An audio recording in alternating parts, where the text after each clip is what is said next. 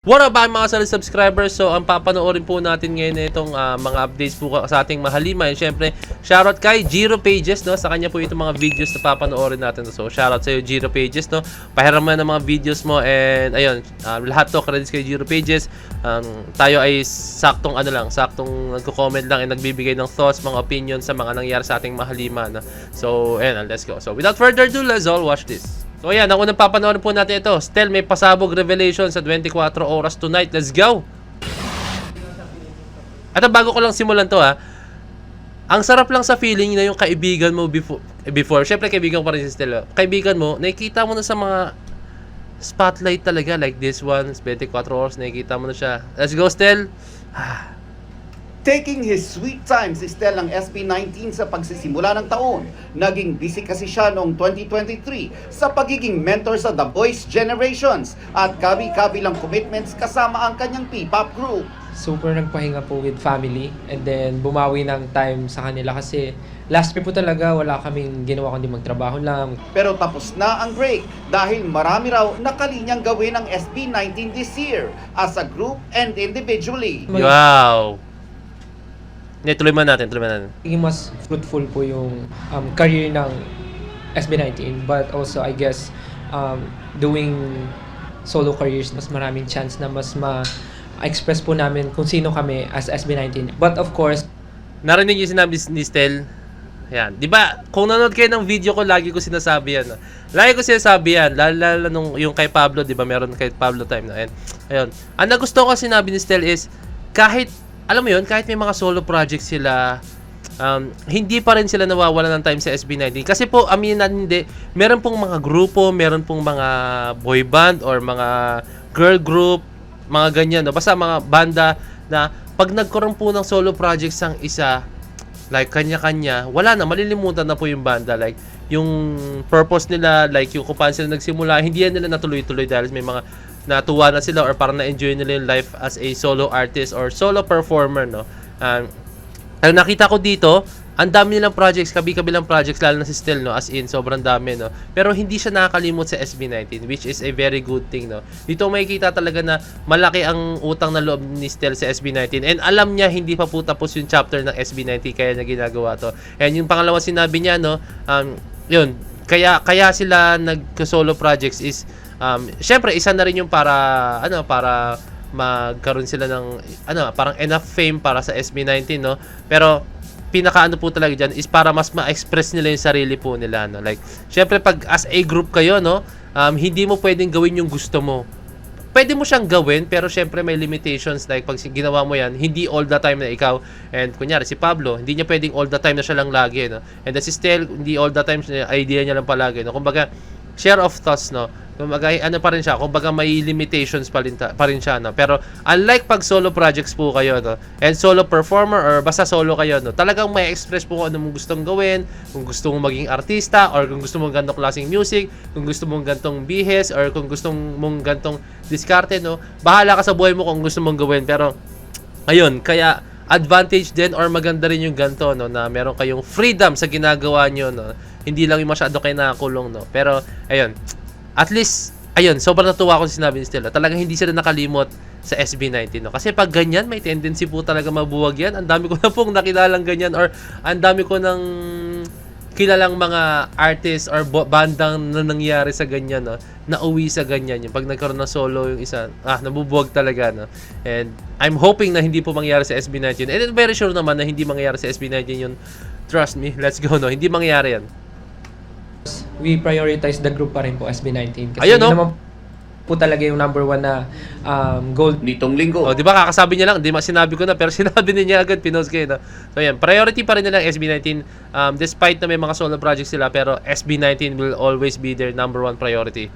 Trending ang host Stel sa X dahil sa kanyang kwelang guesting sa Kapuso Magazine show na I Wonder. Laugh trip para sa fans ang pagsubok ni Stel sa ilang exotic food. Yung una pong nakarating sa akin, parang iniisip ko, game kasi dyan ako komportable. But seeing people working with Ma'am Susan, talagang nakakatuwa. Di ko nga po alam kung challenge po talaga yan or talagang panapos ng buhay yung gagawin ko. Pero happy po ako na may ganitong klaseng opportunity. Nelson Canlas updated sa Showbiz Happening. Grabe. I'm proud of you, my friend. Stel, let's go. Sobrang nakaka-proud ka. Tuloy-tuloy mo lang yan, ha? Let's go. Come on. Tara, load pa tayo. Something awesome just dropped this afternoon 18.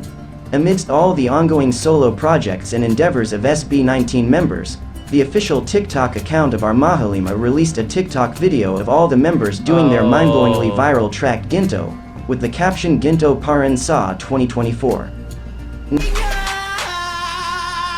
Gento! Eh na! Kumpleto na sila, guys, no? Let's go, 18! Now, this is definitely a much-needed SB19 Ayuda as a group for this year. Many fans are missing seeing them together as a group. Now, amidst the happiness for this new content, some fans' detective mode can't be contained as well. Many have wondered and asked where's the Question is, nasa na kayo nitong araw na to? location of this latest TikTok video. And in no time at all, Uy, sa Bulacan to. answers poured in. Now, speculations Grabe, may alam nila, also no? arise about the real purpose behind the whole group being in this location I at think the dahil sa same time. background nila. Where's the Grabe, ito lang yung makikita mo, pero alam nilang Bulacan. Ang galing naman ng 18. Ang galing. behind the whole group being in this location at the same time? Is it for filming something for an upcoming project, a vlog, just a Wala akong nakikitang kahit anong senyales na sa Bulacan to, like may street or merong signage or mga tarpaulin or what, or mga signage like welcome to Bulacan or welcome to Plaridel or Bulacan or welcome to mga bazaar, lugar sa Bulacan. Wala akong nakikita. So grabe yung 18. Paano nalaman na dito SB? Paano nalamang Bulacan to? Grabe kay 18, nangangas nyo. them hanging around together, or is it for the comeback? We just don't really know, but we're sure that our Mahalima is preparing something explosive for this year 2024. Let's watch out for more updates like this, so stay connected, like and subscribe. Subscribe to Giro Pages. Let's go.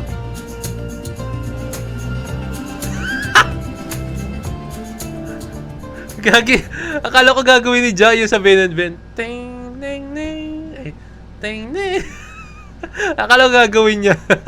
So sabi niya, hindi, kalma. Kalma ba sinabi niya? Parang kalma yata. Ang kulit no? Padre to si Jan, no? Angas lang. So, ayun. It's good to see them back, no? All together, no? Ayan yan. Ito yung hinihintay natin, no? Na magkasama-sama ulit sila. Naku, baka may shoot sila or baka may vlog, no? Pero, ang sarap lang sa feeling na ito. Magkakasama sila. Ang sarap sa feeling na ito. Buo ulit sila, no? Alam kong hinihintay natin lahat na mangyari, no? And, ayan, sobrang thankful ako kasi hindi sila nakakalimot kung saan sila talaga nagsimula, no? So, ayun, shoutout sa SB19, shoutout sa management, no? And hindi sila nagpapabaya. Kumbaga, binibigay nila yung moment na kailangan ng ating Mahalima, no? Like, solo projects, hinahayaan nila. I think may limitations din, pero at least hindi yung sobrang sinasakal nila ng SB19, no? Ayun yung mahirap pag sinakal nila sobra, no? So, nakita ko rito, binibigyan po talaga nila ng tayo mga ating Mahalima, no? So, ayun ang pagkakaiba po talaga ng mga ibang mga talents, no?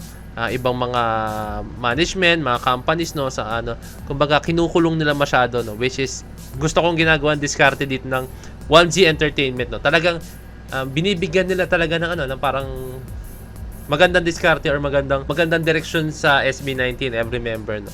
Ang ganda, parang gusto ko yung diskarte yung ginagawa nila, hindi nila talaga sinasakal, no. So sana maging ganito rin sa ibang P-pop groups, no. I mean sa mga ibang companies, no, like ganito. Saan maging blueprint to sa iba na maganda, na hinahayaan nyo rin sila minsan, no, kung anong gusto nilang gawin. Pero syempre may limitations na unting-unti lang. No?